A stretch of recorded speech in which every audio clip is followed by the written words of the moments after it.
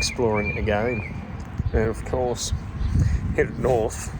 Would have been rude not to stop at heading north. It would have been rude not to stop at Angel Louise in Reitahi for a yo. So this trip even got a mystery co-driver. I'm going to have to edit out, otherwise I will not make it to the end of this video without a mysterious disappearance. Either way, it's a bit of a change not to be doing this trip solo. At Taranaki New World, and not yet planning to pull my car apart in the car park like a hobo. Okay, so I'm in Taranaki. Just arrived, just been to the supermarket, etc.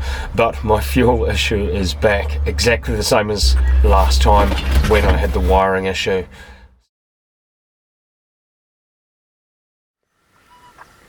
Oh, we've made it to camp for the night. Just one that I scoped out a couple of weeks ago on another trip that won't actually be on YouTube for a while yet.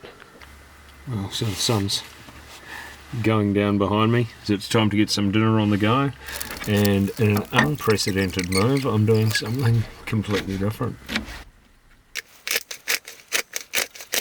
A little bit of salt and pepper, because I haven't actually got all of the spices that I hoped for. So I'll chuck that over on the fire.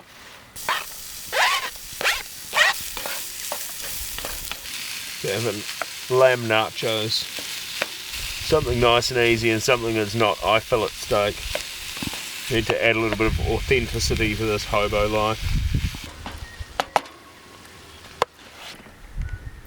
Now they do look a little bit bland because I forgot some of my spices, but they don't have any tomato or anything because they are AIP nachos.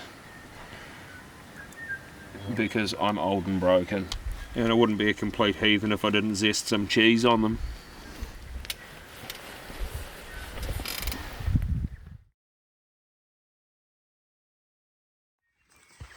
So it's just gone about 10 to 6.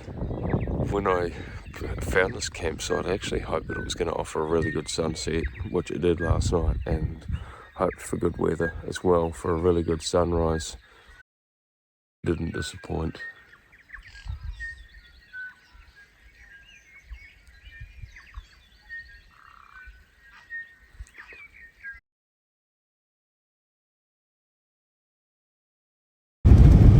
So the Ohura incident was in mid-December 2019. I left Ohura at 8:30 on a Friday night on my bike following this road to Piu Piu, arriving at 10 to midnight, solo, and it was far from uneventful, and I didn't see the spectacular scenery. And it was this scenery that made me coin smiles per hour.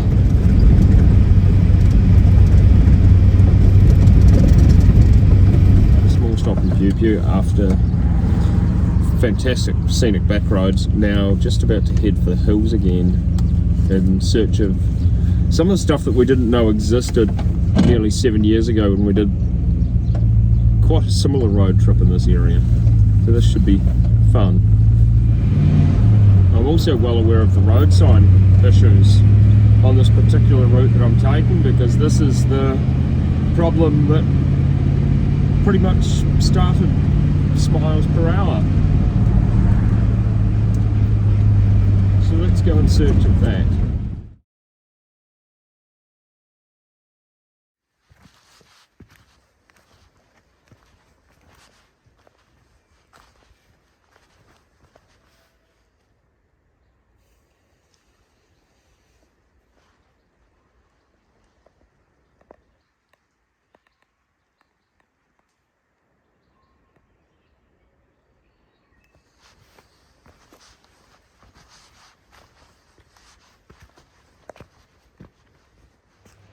Just made our way down to Waitangaru Falls. It's actually a bit of a detour off the direction that we were going, but in my infinite wisdom, I didn't actually film any of it, but I've got some photos.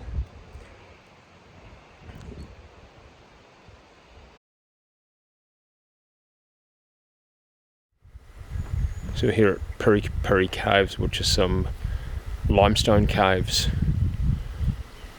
in between Pupu and Maricopa. Pretty cool to explore. There's lots of cave systems in this area, but all the other ones are commercially operated or on private land. It's very hard to film because of how dark it is, obviously.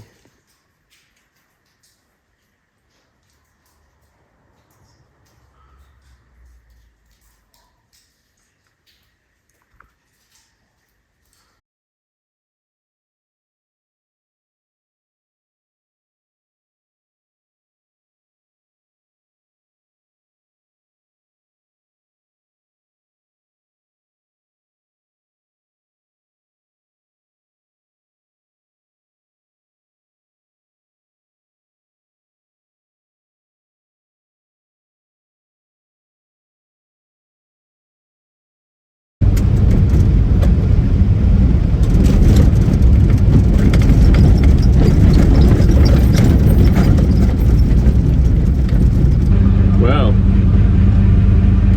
things don't always appear as they seem on Google. That's certainly not how I remember seeing it, and it is packed. So we're going to carry on and see where else we can find a camp, because that's not really our bag.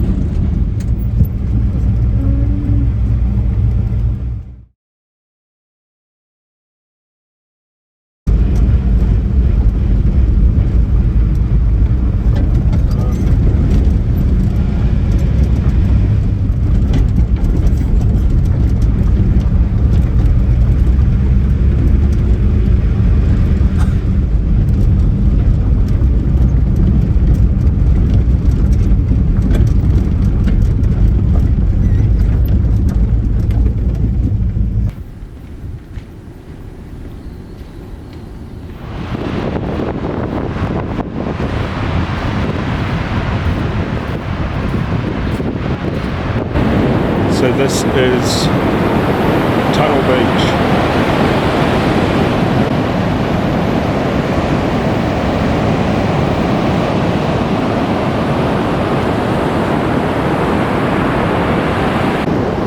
So the tunnel was originally dug by a couple of brothers so that they could move their stock along the beach instead of having to go over the range or saddle. I can't remember what it is, but it's definitely steep, just driven over it, and so they could take them along the beach, making it much easier. But the tunnel seems like a whole lot of work in the meantime to save that work long term, all dug with picks and shovels.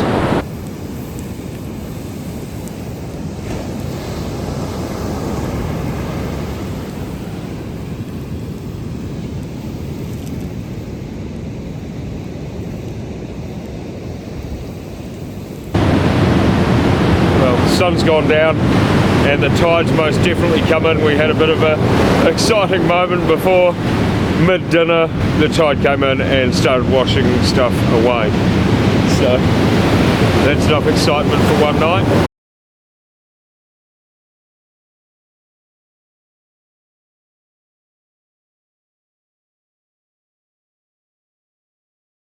So got some breakfast and coffee on the go. Another stunning day. So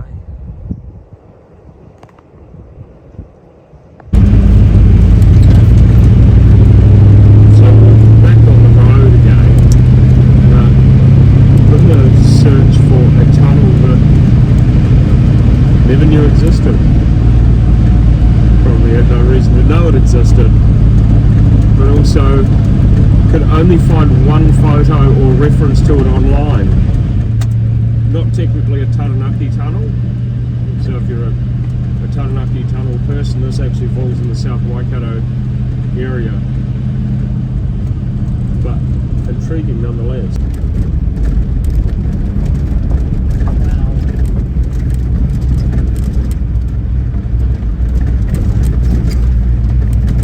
I'm not entirely sure of the history of that tunnel.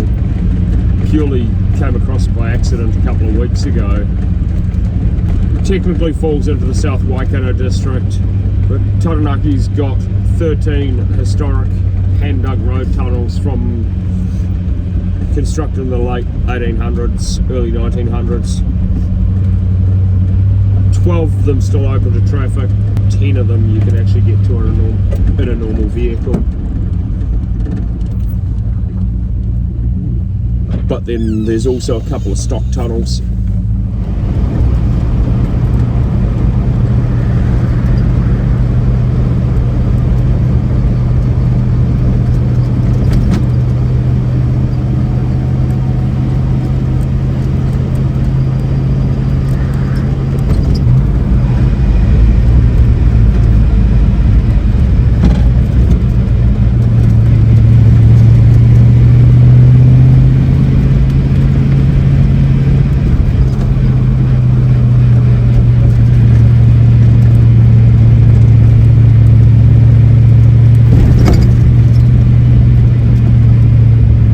Could well be one of the last times I ever drive this bit of road, because they are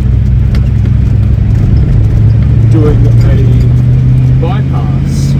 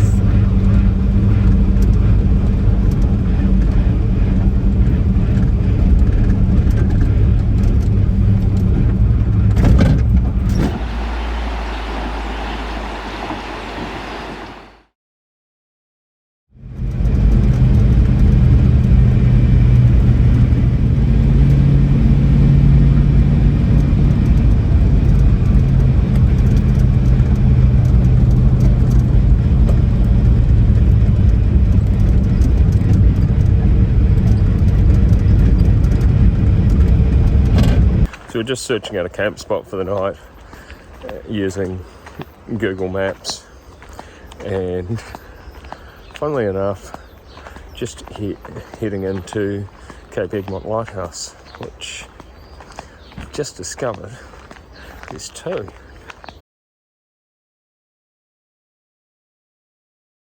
So this explains a lot of why they look different over the years, 20 years apart that I've been to them.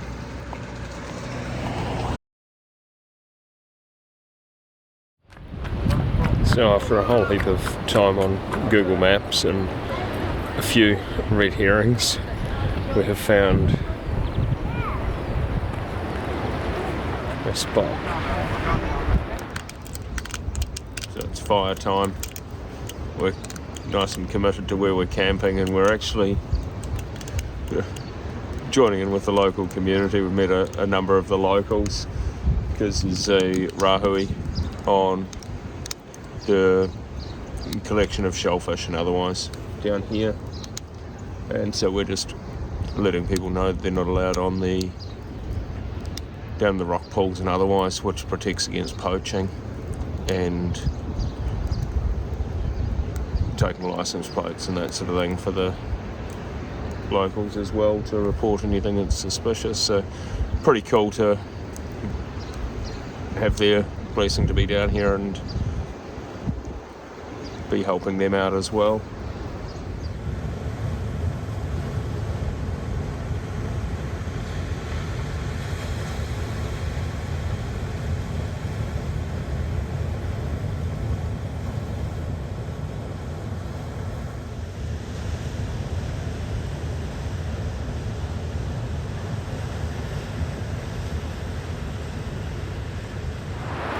Morning. Just gone 6 a.m. and I'm hoping to get up to enjoy a nice sunrise, but in a typical Taranaki fashion, mountain is having absolutely none of it. it's a little disappointing, but not surprising.